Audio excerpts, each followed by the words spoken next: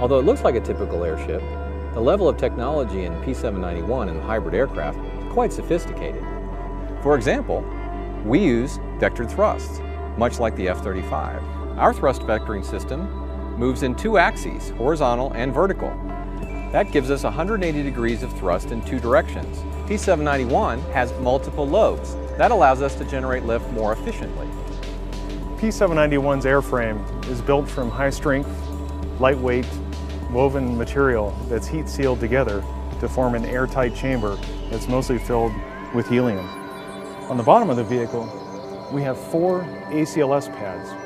The air cushion landing system enables us to take off and land from remote areas, including sand, snow, dirt, or even water. These environments don't require any infrastructure for takeoff and landing operations.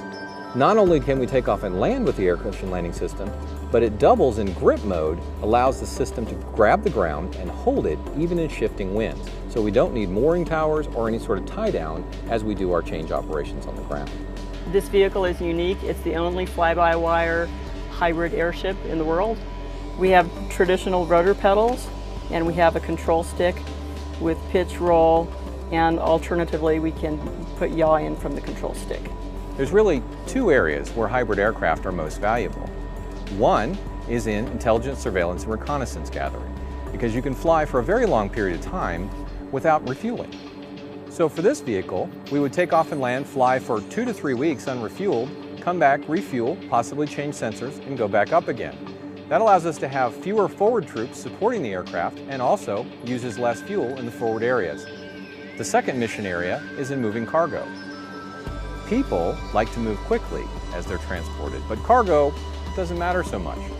In cargo applications, the hybrid aircraft is really more like a fast ship than a slow airplane. The hybrid aircraft allows us to carry a wide variety of cargoes. As it scales up from its current size to 3 times, 5 times, or 7 times this scale, the gondola expands so we can carry 200 to 300 freight containers at a time. We can also carry tanks, helicopters, and other outsized military cargo. What's difficult about making an airship isn't the fact that you make a bag of helium lift something. That's relatively easy. What's difficult is making it useful. We've worked very hard to try to make this the most operable system possible. What we'd like to do is take this system to a 95, maybe 99% availability rate, much higher than existing airships, and also as high or higher than existing aircraft.